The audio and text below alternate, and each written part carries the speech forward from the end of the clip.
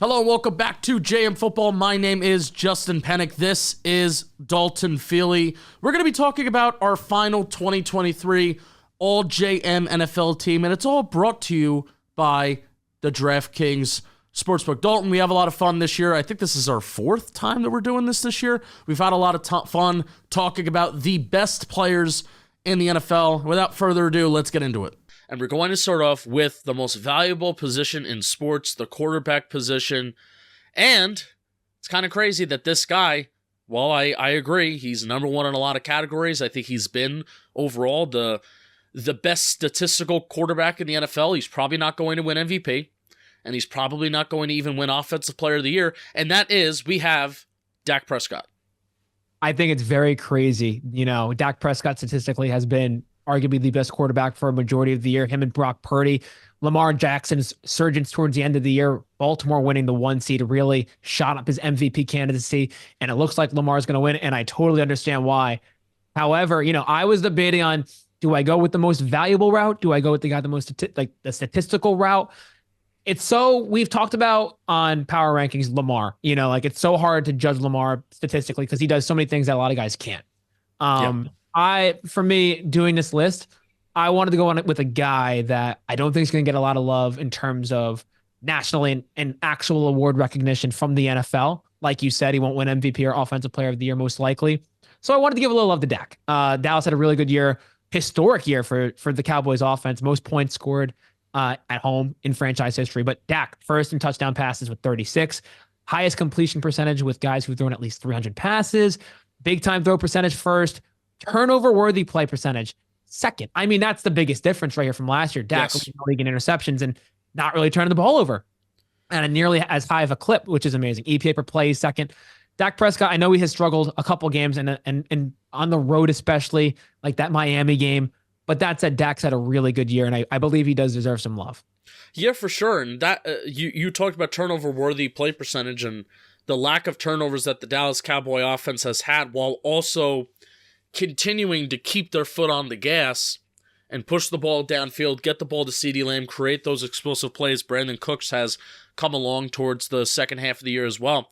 That's been the most impressive part about this Dallas Cowboys offense this year, as there was a lot of worry. And like, even, hey, I'm a Giants fan. You see there's just Giants stuff behind me. I was like kind of like making fun of Mike McCarthy being like, the objective every game isn't necessarily to score 30 points when he had like those offseason quotes. I'm like, what are you talking about, bro? Like, you're going to throw less interceptions and have less turnovers for the sake of not scoring as much points. And lo and behold, we're the stupid idiots because we made fun of Mike McCarthy and he was able to do both. And Dak Prescott was able to do both, of keep those turnovers down while also keeping the foot on the gas with the explosive plays, like I said. So I 100% think, and I agree, if you're making an all team, right? I think MVP is a different discussion. I think Offensive Player of the Year is a different discussion. The player that we're going to be talking about next, I think, should win Offensive Player of the Year. But when you're talking about like all pro teams, I think Dak Prescott should be first team. Yeah, absolutely. And you know what? Last week, Lamar doesn't play. Fair. Dak plays, and he has arguably his best statistical game of the year. He completes 86% of his passes, throws for 4 touchdowns in a game where it's win and you clinch the division. An important game. Obviously, now I can't blame Lamar for not playing in a game where they clinched the first seed, but that does help statistically Dak's case. And games against Washington's defense in the year 2023 should not count. Wow. You're not wrong. When I look back at when I think back to this year, I'm going to be like, any game that you played Washington's defense was your get right game and was a game to absolutely just tee off on them. So I'm not counting that in my brain. We have an honorable mention here, Dalton. You have obviously Lamar Jackson and then also Brock Purdy as well, and I think those are 2 fine honorable mentions. Absolutely. Going to the running back position, we've talked about this guy forever. Probably Offensive Player of the Year, Christian McCaffrey. Niners running back. He's just that dude. Rushing yards first, receiving touchdowns first, explosive plays in the running game first. This guy does it all. I have so many stats here. I'm not going to read them because we just know. We know Christian McCaffrey has been the best running back. I do want to shout out Raheem Mostert, who had an unbelievable season. And obviously he's missed the last couple of games due to an injury, which stinks, because Raheem had a career year of 21 total touchdowns, which is an age 31. At age 31. It's unbelievable the year Raheem Mostert's had. But again, CMC, between being that dual threat, leading the league in rushing yards, on one of the best offenses in football, the San Francisco 49ers. I think the crazy stat to me was yards after contact. CMC's third. Like, I don't think you look at CMC as this quote unquote power back, but he's getting his own after the first defender makes contact with him. But when you break tackles too, I mean, that's why I like yards after contact, because it can really, if you're a power back, right? And if you have strong legs and if you can really push a pile, then that yards after contact stat is good for you there. But also if you're a running back that's quick and is agile, but you can break tackles, if you're touched, that is, yards after contact. If you make a guy miss in the open field and he touches your knee, well, then guess what? It's 40 yards after contact that you get for that play. So obviously, if you're a running back that gets a lot of big plays, that stat could be a little skewed. And if somebody just tries to trip you, and that counts. But I like that stat because it contextualizes and it kind of could benefit both kinds of runners. And I think C-Mac is a guy that can make guys miss in the open field. And I do think he is more powerful than maybe guys certainly think. Absolutely. And I mean, speaking of explosive playmakers and who are arguably more powerful than people think, Tyreek Hill, number one receiver. He has been for a majority of the year. He's probably going to fight CMC for offensive player of the year. And if it wasn't for an ankle injury, Tyreek probably would have won offensive player of the year. He had that trajectory. He was going to be a 2,000-yard receiver. Doesn't finish that way. Just shy of 1,800 with 1,799. 13 receiving touchdowns, tied for first with Mike Evans. 83 first down receiving receptions. 119 receptions this year. Yards per route run, he's first. PFF grades him as the number one receiver. Arguably the most explosive playmaker for a reason. Tyreek Hill, ladies and gentlemen. Yeah, this 2-year stretch of dominance for Tyreek Hill, just when you think it couldn't get better than last year, it did get better than last year. I think Jalen Waddle even going down too, maybe even hurt Tyreek Hill, because I think having that extra having an extra threat and having you have to give attention to both of these guys where they're on the field at the same time. I think that might have hurt Tyreek Hill. But I mean, what an amazing year. I was really rooting for him to get to 2,000 yards. And I think if Christian McCaffrey didn't end off the year the way that he did, and if Tyreek Hill would have really sprinted towards the end of the year as well, I think he would have won Offensive Player of the Year, but I'm giving the nod. I think C-Mac has the nod right now, but still Tyreek Hill, one of the best receiving seasons that we've seen ever, like all around receiving seasons. Yeah, and I think Tyreek, how good his season is, kind of overshadows the next couple of guys, and even other honorable mentions that we have on this list. But CeeDee Lamb had a really quiet year. Tyreek Hill kind of had an iffy end of the year. He started going a little downwards. CeeDee Lamb kept on going up and up and up. I mean, the end of his season, like he either put up 100, 150 yards, he was scoring touchdowns. I mean, week 17, 227 yards and a touchdown versus Detroit, a playoff team, a team that they could potentially face in the playoffs. 227 yards. But CeeDee Lamb, first in receptions, 135, 1,700 yards, 12 receiving touchdowns. CeeDee Lamb, you don't think CeeDee Lamb is necessarily a quote unquote red zone threat based on how big he is, but they use him out of the slot, wide if need be, but he's just he gets open. He finds ways to get open. It's absolutely amazing to watch. Fourth in yards per route run. Justin, you've seen this guy a lot. Tell me what you think about CeeDee Lamb overall. No, the main thing when you're watching that Detroit game is everybody and their mother knows that the ball's going to him.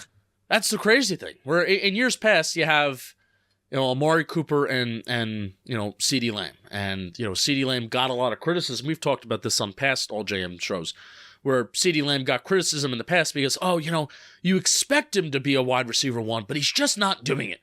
And this year, when Brandon Cooks has been an inconsistent player, got better as the season went on, but CeeDee Lamb took on that and he got better. And you knew the ball that was going to him especially against the Lions, and ball just kept going, just kept getting open, kept getting open, and it just seems like him and Dak are finding each other in the best of ways, and wide receiver to QB chemistry, you're seeing it on display in full effect right there in Dallas. So really great year for CeeDee Lamb. Speaking of Detroit. Yeah. 11 of the 12 touchdowns for Lamb came after the bye, so they finally clicked. Speaking of Detroit, Amon-Ra St. Brown is my third selection. I believe this is his first time on this list. He edges out A.J. Brown. So Brown on Brown action there of the receiving core. Amon-Ra St. Brown, I think people don't realize how good of a year. You said it before we came on. When we looked at his numbers, wow, he had that kind of year, and he really did. And this is a guy who plays 55% of the time out of the slot. He was second in receptions, which you see, but third in yards, 1,500 yards, had 10 touchdowns this year. Like, he's been a huge part of the Lions offense. I think we naturally think of the Lions offense, that ground game with Montgomery and Gibbs, but Amon-Ra St. Brown is their guy in the passing game. Jared Goff looks very comfortable with him, and he had one heck of a year for the Sun God. Yeah, and dude, it's great. This is the first time that, like you said, that Amon-Ra St. Brown, we've done a few of these videos throughout the year. This is the first time that he's made this list, and it's been A.J. Brown, Puka Nacua, maybe Brandon Ayuk was on here at one point during the season.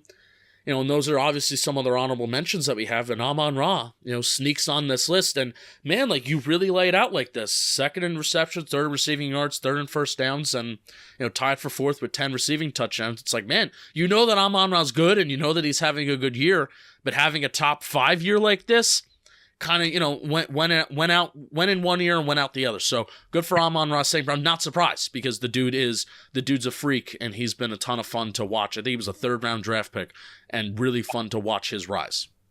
Yeah, absolutely. Shout out also Mike Evans and DJ Moore. Also had really good seasons. Didn't make the list, but you mentioned all the other honorable mentions. We're going to move to tight end.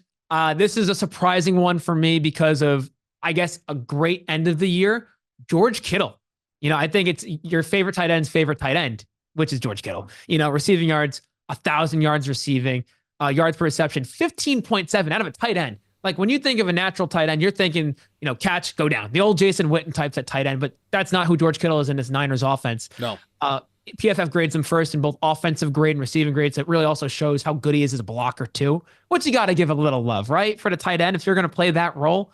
Huge. You got to give a lot of love. I think that's a huge part of being a good, like, elite tight end is, almost being as good of a blocker as you are a receiver. Absolutely. And again, rating first out of all tight ends, he had the highest rating when a quarterback was drawing to him. So, like, Brock Purdy, that's a safety blanket. I know you got Ayuk, you got Debo, you got CMC. Here's another weapon. Why not? And again, best at his own position right now, man. Yes, 100%. I zoned out there for a second. Yeah, 100%. And it's crazy to see how he's first in literally everything. So, yeah. You're the best tight end in the league right now. You have honorable mentions. You have Sam Laporta and Travis Kelce. Yeah, Kelce fell off. I mean, from the middle of the year to the end of the year, he didn't really put up great years. Didn't find the end zone nearly as much as he had last season. And Laporta, I mean, it sucks that he gets hurt in Week 18 in a game that potentially doesn't mean anything. But you never know, if Dallas loses that game, you get the 2 and you win. You get the 2 seed. But man, he had such a great year. Arguably the best rookie season out of a tight end in NFL history. Impeccable is the word I would say for Sam Laporta, but I can't just grade it based on him being a rookie. I got to look at a cumulative versus, Kittle's experience, and Kittle still has it numbers wise. Let's move on to the hog mollies. And you know what? We're going Lions. We've been talking about a lot of Lions. Rawr. It's not Laporta. We're going to give Penei Sewell some love. He's been really dominant. PFF grades him well. The eye test grades him well. He's only allowed 1 sack this year. Has played a lot. Couple games at right tackle too, as you mentioned earlier. 2 games at left tackle, the rest at right. Excuse me. Thank you. Only allowing 18 pressures. So basically allowing 1 pressure per game.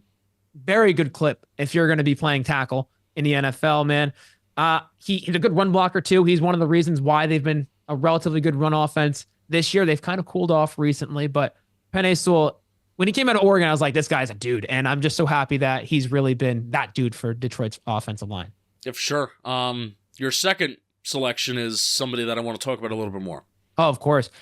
I didn't have him on this list the past couple of times because he missed a couple games, but you know what? Looking at the numbers and knowing how good Mr. Trent Williams is, he's got to be on. Talent alone, he's been good. He's played in 15 games, so only missed 2 games, but he hasn't allowed a sack this year. And where a Niners offensive line has had some questions in the pass blocking game, Trent Williams has been anything but a question mark. He's been that good. PFF grades him out second in both pass blocking and just overall offensive grading. Third in pass block efficiency. One of the best run blocking offensive tackles, as we know. But yeah, man, Penik, what are your thoughts on Trent Williams? You really want to talk about this guy? Yeah, you see what happens to this 49er offense when he's not on the field. And I think this goes to show why left tackle specifically is the second most valuable position in the game of football, where that 49er offense just looks different. The pass game, the run game, everything. They almost look lost without Trent Williams in.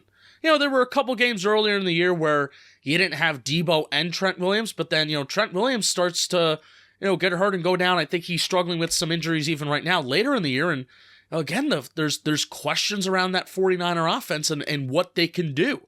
So, I think that goes to show just how valuable and just how good a guy like Trent Williams is, that he really elevates that entire offense. For sure. And also being, 38? Oh, wow, you spit. That's disgusting. For a guy being 38 years old, playing at that caliber level at offensive line, left tackle, amazing. It's unbelievable. Going to another unbelievable offensive lineman, shifting to the guard position, Chris Lindstrom, consistently been on here. He's been one of the best. Helps that run game go in Atlanta. He's first in run blocking grade. He's only allowed 15 pressures this year, third in pass blocking efficiency. And we've mentioned him before about the way he moves. It's just different. Boston College, he was an athlete. Atlanta, he's been an athlete. Lindstrom on here once again. Yeah, really great athlete. And then now we're going to shift to a guard. We're banging out these guards because these guys have been on this list multiple times. Quentin Nelson, Colts, might be a little bit homerish, got my Colts glasses on, if you will. But man, watching him in pass pro, it's chef's kiss. He only allowed 1 sack this year, limited pressures. They graded him out as the third best pass blocking guard this year. Played well, and he also played in all, he wasn't hurt. That was a big thing. Like, he was banged up, but he didn't miss time, which was really important. Quentin Nelson has been banged up the last couple of years, which has hurt, I guess, how people view him, if you will, outside of Indy. But when he's healthy, you saw the difference from last couple of years to this year. This Colts offensive line took a step up. Trent Williams has a big reason in the Niners offensive line. Nelson is that guy in Indianapolis. Quentin Nelson's on a Hall of Fame track right now. Another Pro Bowl. Yeah. No, another Pro Bowl, which I think Pro Bowl, the value of a Pro Bowl is kind of going down, but he's he was a first team All-Pro in his rookie year. Him and Shaq Leonard. He's a 3-time All-Pro first team, All-Pro second team in 2021, and then even 2022. Oh yeah, you kind of had like a down year, still made a Pro Bowl. Right. And 2023, odds are he's going to make a return. I hope he's going to make a return to either that first team or second team All-Pro team. So excited for that. Who's at center? Jason Kelce, Inevitable. The guy, we're talking athletes, Quentin Nelson, Chris Lindstrom, Jason Kelce, three guys who are just absolutely beasts in the interior offensive line. Kelce, I don't have to talk about it. In the passing game, run blocking game, he's been really good. I know the Eagles' offense has struggled, but Kelce hasn't really been the reason for it. No. Kelce's been doing his job. He stays in the trenches, does his thing. Only allowed 1 sack this year. He's ranked top 6 in both pass blocking and run blocking out of centers. His pass blocking efficiency is almost 100%, which is unreal. Like, you never really see that nowadays. So Jason Kelce, once again, shout out. Shout out Jason Kelce, and I hope he retires. Like, stop it. Hey, go spend time with your family. I watched that Amazon Prime documentary. Your body's falling apart. I get it. Retire and let Dexter Lawrence feast on another center. Hey, Dalton, the NFL playoffs are here. Did you know that? Hey, wait, this week? Oh, they're coming and they're here. And we have teamed up with DraftKings, an official partner of the NFL, to get you closer to the action. And right now, if you're a new customer and you bet just $5, you'll get $150 in bonus bets instantly. Yeah, that's right. And if sports betting, if they're not available in your state, don't worry. You can still join in on all the fun with DraftKings Daily Fantasy Sports. So again, bet just $5, get $150 in bonus bets. Get a little parlay going. Bet the Bucks to cover against the Eagles, because I think they're going to win. Download the DraftKings Sportsbook app now. New customers who use promo code JMFootball, all one word. Bet just $5 on any wager, get $150 in bonus bets instantly. That's promo code JMFootball only at the DraftKings Sportsbook. Dalton Feely, you'll be glad you did, and I'm really glad to move on to the interior defensive line. Great first name this guy's got. Oh, that was such a bad joke. No, Justin Matabuke, Baltimore, been on this list. Led the interior defensive lineman sacks with 13 sacks. I mean, that's just impeccable. It's still crazy to see. Third in missed tackle percentage in the run game, which means when he's got that opportunity, when filling a gap in the run game, he's making those plays. So that, having those sacks and also being a reliable guy in the run game, staying in your gap responsibility, making a play is impressive. Third in pressures, so pass rushing, good. Run defense, good. helps make that defense very good, which that defense doesn't bring a lot of external pressure. They're relying on those front four guys to get home, and Matabuke with Jadeveon Clowney and Kyle Van Noy at the edge, old men renaissance. Matabuke is the one that's leading that charge, though, so that was really great to see for that Baltimore defense. He's been on this list. A guy that probably hasn't been on this list since the first version of it, I think in September or early October. We're seeing this guy make an appearance back on. Guess who's back again. Chris Jones back. Tell a friend. Yeah, Chris Jones. Listen, I don't know if people didn't see his celebration versus the Chargers to get that sack, to get his 10 and a half sack, getting that incentive was so cool. Like, yeah. I showed Jimmy when I came in about like some of the celebrations. He loved Chris Jones' celebration. The whole team got involved. Yeah. But going back into Chiefs fans erupted too. Shout out to the Chiefs fans that were there, because they knew, and Brett Coleman, he might have been there or something, but Brett Coleman tweeted out that, did Chris Jones just hit an incentive? Because even the Chiefs fans are like going crazy in the stands right now. So shout out to those fans for being like smart about that. That's awesome. Like everyone's involved in that celebration, which is so cool. 10 and a half sacks and interior defense lineman, 4th in win percentage. PFF graded him out as the number 1 in terms of pass rushing productivity. So he's just been consistently that guy. And, the Chiefs have been kind of cooling off a little bit, that defense as well. But Chris Jones is like one of the most valuable players on the defensive side of the ball in all the NFL. Yeah. Because he, they can move him interior, they can move him exterior. He's good in the run, he's good in the pass. He's just dominant. Any way they use him, he just finds ways to win each rep. And he uses his hands. I mean, just I don't know if there's a player in the NFL that uses their hands better than Chris Jones, and that's what makes him so special and so valuable. Dalton, you want to move to the edge rushers? I do. Quick shout out, Aaron Donald, Ed Oliver, Dexter Lawrence, Quentin Williams, all having really good seasons, just not good enough to make this list out of those guys. Edge, edge, baby. Let's go with potential defensive player of the year. Could be not. I think it's an interesting debate still. TJ Watt. It sucks that he got hurt. Again, another guy gets hurt in week 18, which is a bummer, but 19 sacks, which leads the league. Second player to have multiple 19-plus sack seasons. The first being... Say that again? TJ Watt is the second player in NFL history to have 2+ 19+ sack seasons. So multiple 19+ sack seasons. Who is the other player? 5, 4, 3, 2, 1. Reggie White. JJ Watt. JJ Watt. Look at that.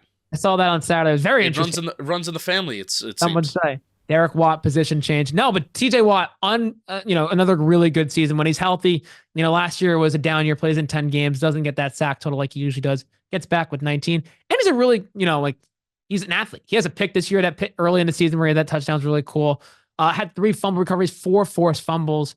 PFF graded him out really well too. Like this edge. This is the hardest position. I give TJ Watt some credit because his ability to make plays outside of the pass rushing game too. But just the sack numbers too. 19, man. That's, you don't see many guys doing it. And for him to do it twice in his career, being the second guy to ever do that, that's, unmentioned. Yeah, for sure. You're right. Edge is really difficult because there's a lot of guys here that, they have really great years, but maybe the sack number isn't 19, 20. But even a guy like Aiden Hutchinson, it's so funny how I shout on Aiden Hutchinson for not getting sacks. He has a 3-sack game against the Cowboys, and now his season looks so much better with a double-digit sack total and him being like second. I think he's first. I think he's first in pressures according to the PFF. So there's like so many guys that they're having really good seasons in their own respective ways. But hey, only 2 guys make this list. So who's the second guy, Dalton? This is really tough because a lot of guys had very similar sack numbers. And now sacks don't mean everything. I'm a big total pressures guy, win percentage guy, where you're getting those reps and you're beating offensive linemen. If you're good against the run too. And see, you read my mind and I love that you did that. You did that quite often, which is kind of scary. Stay out of my head. But no, Khalil Mack, man, that's who I went with my second edge because of how good he is against the run. I was really tossing it up between him and Max Crosby because I think Max Crosby is probably the best edge against the run game. Like he's been that dominant for majority of his career, but specifically this year. But I went with Mac because the sack total was a little bit better. Pressures are right on the same range, and run defense, they actually, it was close enough. I'm like, all right, I'm giving Mac the edge. Mac had 5 forced fumbles, which is 3rd in all of the NFL this year. 4th most sacks in football with 17. Run stop rate was 5th highest out of all edge rushers, which is really good. 80 pressures on the year. His win rate was in the top 10 still. Khalil Mack, a guy that, just we don't think about how old he is. Like, he's been around the league for quite a while now. Long time. He's going to be 33 next year. And he was an Oakland Raider. He was an Oakland Raider for 4 years. Yeah. And this guy, he's never had a season with less than 6 sacks. He's only had one, besides his rookie year, he's only had one season with less than 6 sacks. Mm-hmm. That's consistency. It's his first multi-digit sack year since 2018, though. So that, I didn't know that before looking up into it. I had to pull it up to make sure.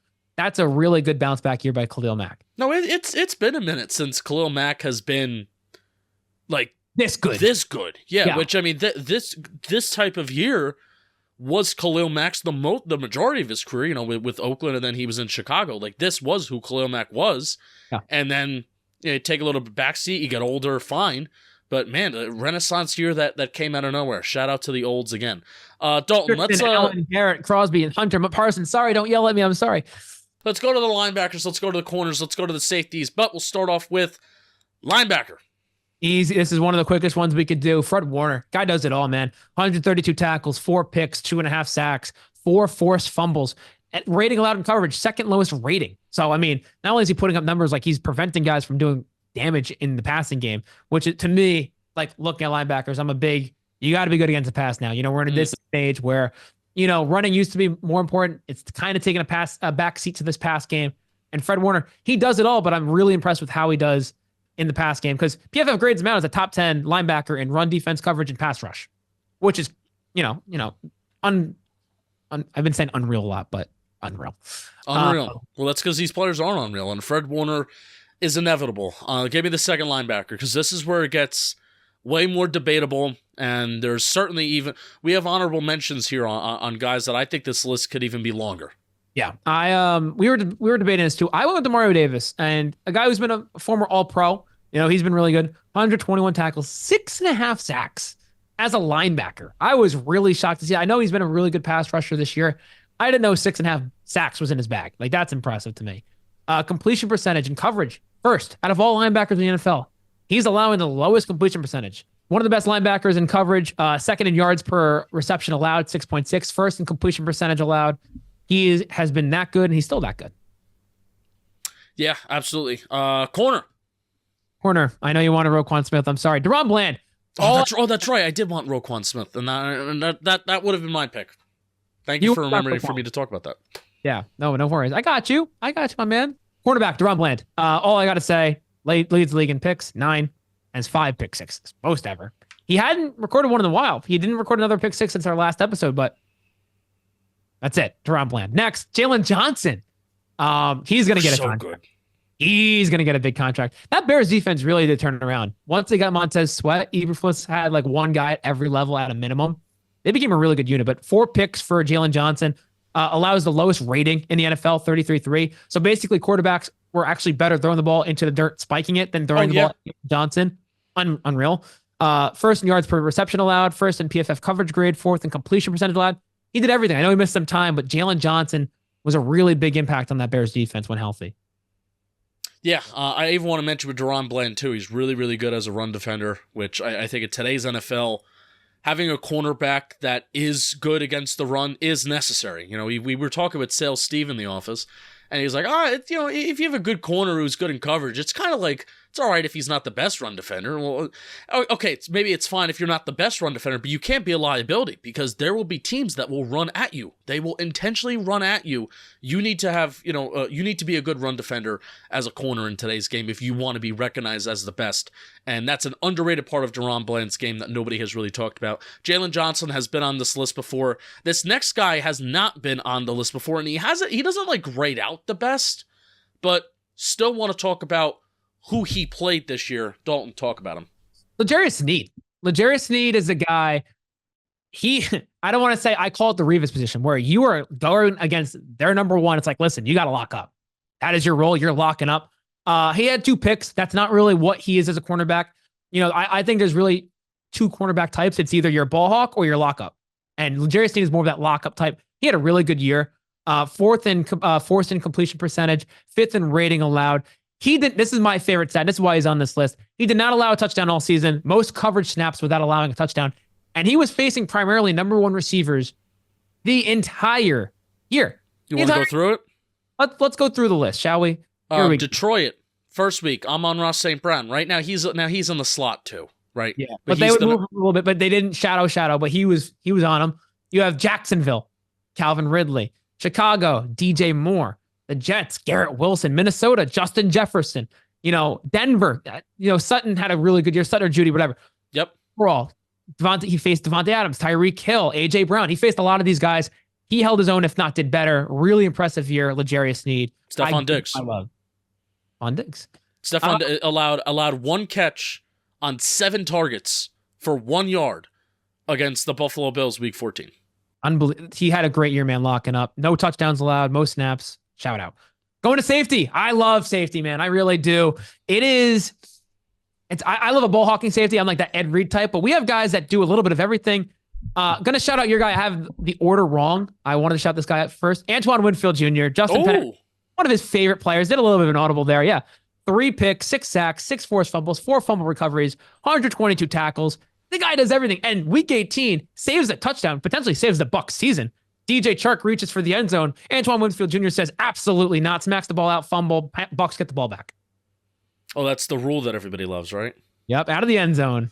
Out of the end zone. And then you have Jesse Bates. Stole it from Jesse Bates. He's been on this list the entire time. 6 picks, 3 forced fumbles, 132 tackles.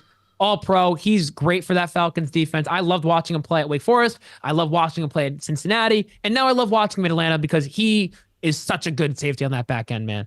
Absolutely. For Ryan Nielsen, loved having him in his first year as a DC in Atlanta. That's it. We did it. We did it. This is it. These are the best players in the NFL, and there's no debate. No, there's a debate. Like, comment, subscribe. Let us know who you maybe would include on this list. Dalton, thank you for putting. This is basically you did the research. You were putting these lists together. I obviously would give some suggestions here and there, but this is your wonderful brain. We come together, talk about some fun football players, and this series has been a ride this year. Thank you, man. It's a collaboration effort. I love talking ball with you. I love talking ball to everyone who's watching. So I really appreciate it. It's unreal. Hey, we'll see you later. Check out Power Rankings. Check out Football Today. Check out all the trivia, that stuff that we're doing. Peace. Thanks for watching. See ya.